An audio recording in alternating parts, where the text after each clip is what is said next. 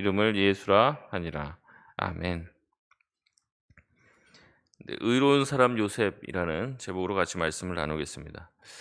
오늘 본문은 예수님의 아버지로 소개되는 이 요셉을 중심으로 예수님의 출생에 대한 서사를 그리고 있습니다. 누가복음에서의 관점은요, 보통 이제 마리아를 중심으로 묘사가 되어집니다. 마리아가 왔다 갔다 하고요. 마리아가 수태고지를 받는 장면이 나옵니다.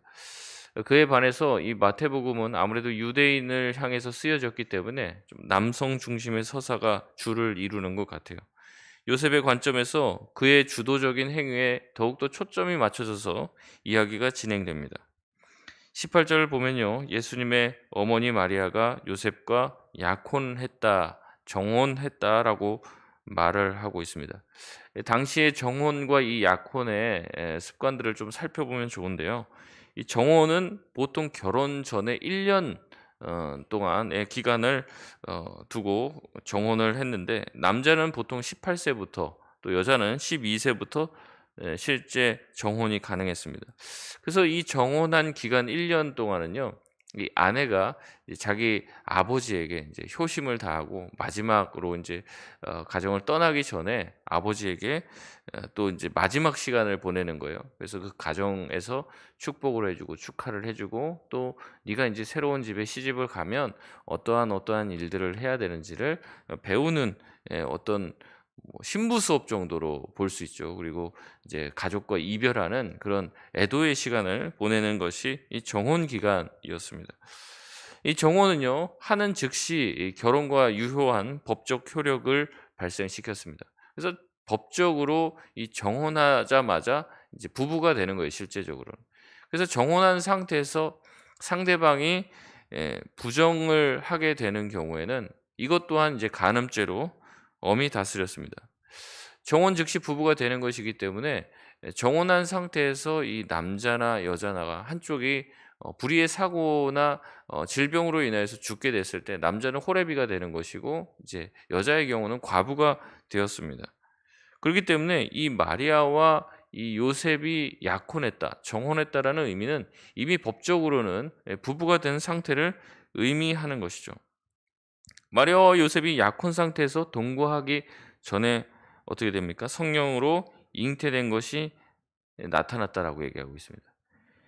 마태는 누가와 다르게요, 이 천사의 수태고지의 어떤 내용이라든지 그런 것들이 전혀 나지 않습니다. 그리고 그것에 대해서 설명하지 않습니다. 바로 무엇이라고 얘기하냐면 성령으로 그가 잉태되었다라고 바로 기술하고 있습니다. 여러분, 그러나 사실을 사람은 이게 성령으로 잉태된 건지 이 마리아가 어떤 부정을 저지른 것인지 알 수 없었죠. 그리고 상식적으로 이런 일들이 일어나지 않기 때문에 당연히 마리아는 자신이 부정을 저지른 것으로 보여질 수밖에 없는 상태입니다. 그런데 여기 보면 뭐냐면 잉태된 것이 나타났다라고 말하고 있어요. 그러니까 잉태되었다고 본인이 알린 것도 아니고 이게 그냥 자기의 의지와는 상관없이 다른 사람들에게 다 알려지게 되었다라는 이야기를 하고 있는 겁니다. 이게 뭐 배가 나오고 임신하면 이제 체형이 달라지니까 주변에서 다 눈치를 채게 된 것이죠. 요셉은 이 소문을 듣게 된 겁니다. 마리아가 잉태하였다라는, 자기랑은 이제 잠자리를 한 적이 없는데 잉태되었다는 말을 듣고 어떻습니까? 뭐 그 마음이 뭐 굉장한 배신감과 어려움을 느꼈겠죠. 지난번 우리 인제 성탄절 때 제가 요 본문을 가지고 또 설교 말씀을 전했는데요. 근데 요셉을 향해서 묘사를 이렇게 합니다. 19 절에 보면은 "남편 요셉은 의로운 사람이다." 요셉이 의로운 사람이었다는 거죠. 이 의로운 사람은 여러 가지 것들로 해석할 수 있다고 말씀드렸습니다. 요셉이 어떻게 보면 정혼한 상태에서는 이제 서로가 동침을 할 수가 없었어요. 그런데 이제 어떻게 보면 정혼한 상태니까 우리가 동침하자 얘기를 해서 아이가 인제 생겼을 수도 있지 않습니까? 그 요셉의 입장에서는 자기가 의로운 사람이기 때문에 자기의 무고함을 드러내기 위해서 실제적으로 마리아를 고소하거나 간음죄로 처벌할 수가 있었습니다. 그러나 그렇게 하지 않았죠. 마리아를 정죄하지 않았어요. 이미 자기가 저지른 일이 아니라는 것을 알고 있었던 요셉은 마리아를 정죄하고 자기의 무고함을 드러내기보다는 어떻게 합니까?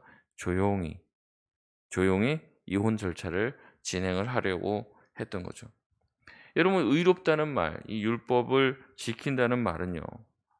여러 가지 의미가 있습니다. 여러 가지 의미가 있는데 결국에 하나님이 우리에게 율법을 왜 주셨는지를 생각해 보면요.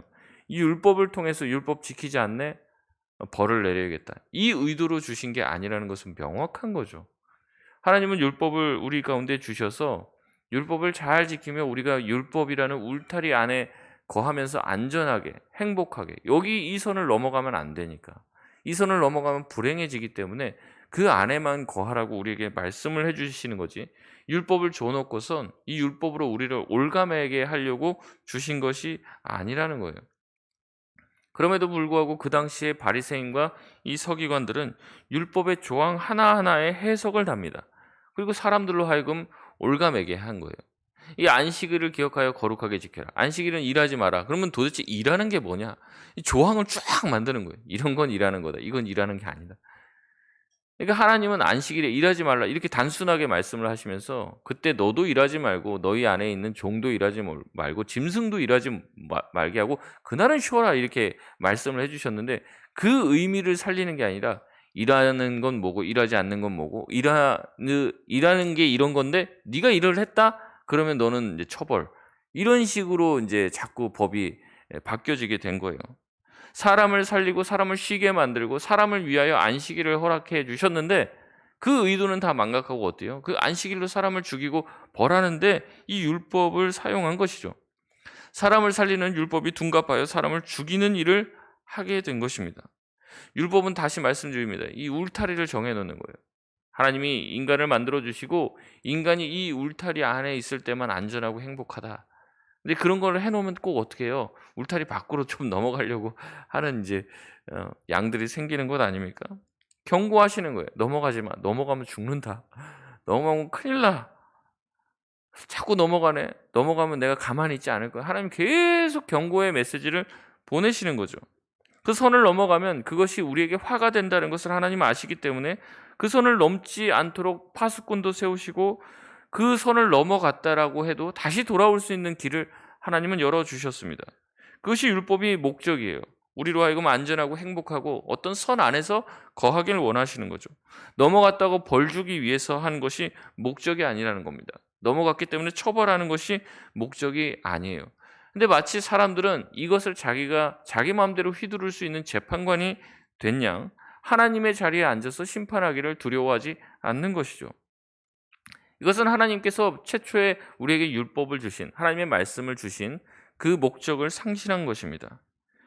이런 외식하는 서기관들과 바리새인들을 향해서 예수님은 마태복음 23장 23절에서 이렇게 말씀하고 계십니다.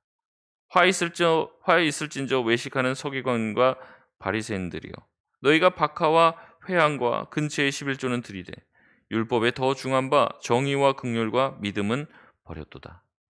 이들이 11조를 지키는데요. 박하와 회항과 근체 이거는 어떤 이제 식물에 뭐 11조를 드린다고 하면 그 뿌리의 잔뿌리까지 계산을 해 갖고 11조를 낸다는 거예요. 그렇게 막 그거는 막 꼼꼼하게 지키는 사람이 율법을 주신 하나님의 그 본심, 정의와 긍휼과 믿음은 다 버렸다는 거죠. 그러면 11조 그거 해서 뭔 소용이 있겠냐. 이 말씀을 하시는 거예요. 그러면서 주님이 뒤에서 이제 둘 다 버리지 마라. 그렇게 말씀을 하십니다. 11조는 세세한 것 같이 조항까지 만들어서 다 드리는 사람이 율법의 더 중요한 법은 어기고 있다는 얘기를 하는 거죠.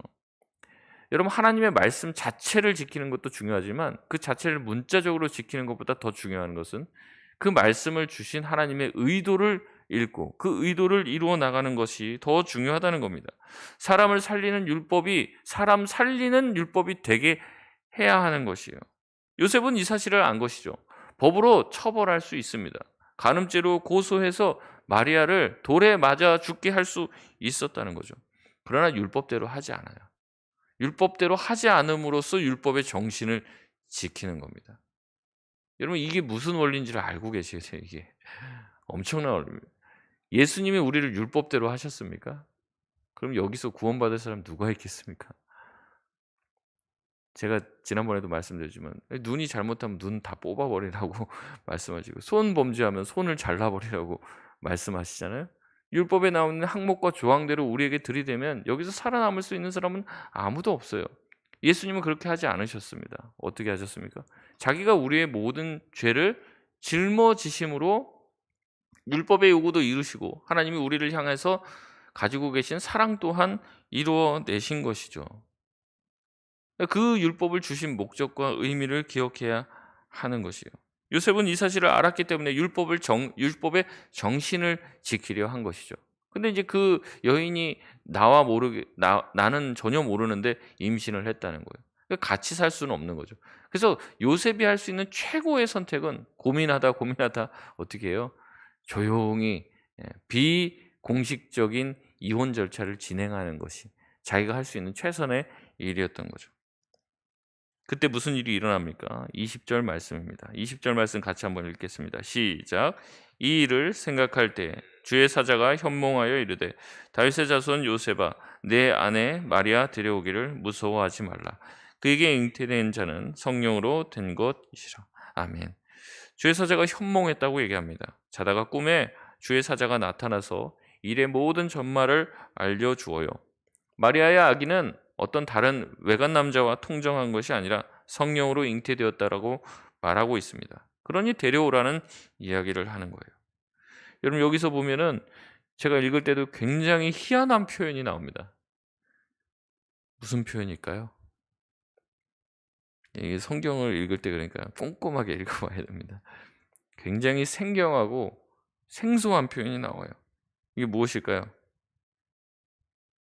여기 보면은 이렇게 나옵니다. 새벽 시간에 제가 시켜서 죄송합니다. 다윗의 자손 요셉아 이런 표현이 나와요. 여러분 다윗의 자손 그 다음에 보통 나오는 것은 누굽니까? 예수님이죠, 예수님. 근데 지금 뭐라고 부르는 거예요? 다윗의 자손 요셉이라고 부르고 있습니다. 여러분 다윗의 자손이라는 칭호 다음에는 늘 예수가 붙어요. 다윗의 자손 다음에 예수 외에 다른 이름이 들어간 것은 성경 전체에서 여기가 유일합니다.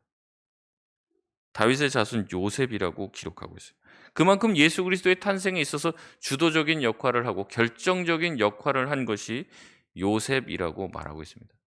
많은 사람들이 그렇게 얘기합니다. 신학자들이 왜 예수님이 이 당시에 태어났을까? 왜 지금 한 2000년 이 시대에는 태어날 수 없는가? 지금 만약에 이제 마리아가 성령으로 잉태했다 그러면 이제 병원 가라고 돈 줬을 거라는 거예요. 지금 시대에 만약에 태어나기 어렵다는 거죠. 이 시대에 요셉과 같은 사람을 통해서만 예수님이 올 수 있기 때문에 그때에 정확하게 적재적소에 이렇게 예수님이 그 요셉과 마리아를 통해서 이 땅에 오셨다고 얘기하는 거죠. 그만큼 요셉은 남다른 사람입니다. 우리가 범접할 수 있는 믿음의 수준의 사람이 아니에요.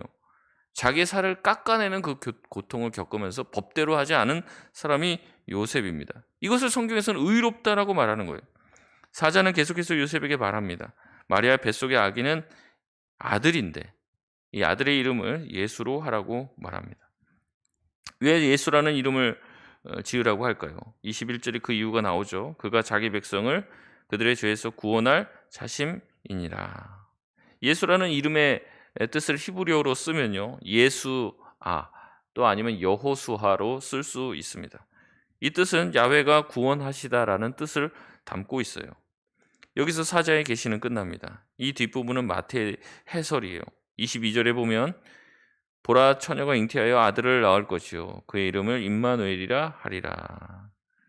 이 말씀은 이제 이사야서 말씀을 인용한 겁니다. 이사야서 7장 14절의 말씀을 인용해요. 그리고 이것이 바로 예수님의 탄생을 예언한 것이고 선지자 이사야의 말씀이 성취된 것이 예수님의 탄생이라고 말합니다. 24절에 요셉은 잠에서 깨어나요. 그리고 꿈의 메시지를 엄중하게 받아들입니다. 요셉은 어떻게 합니까? 주의 사자의 분부대로 행하여 그의 아내를 데려왔다라고 말을 하고 있죠. 여러분 다시 말씀드립니다. 요셉은 율법의 차원을 넘어선 길을 걸었어요. 믿음과 순종의 차원으로 그가 넘어갔습니다. 이 믿음이 없으면 그 순종을 할 수가 없는 거죠. 앞서 그는 마리아를 수치스럽게 하지 말아야겠다고만 생각을 했어요.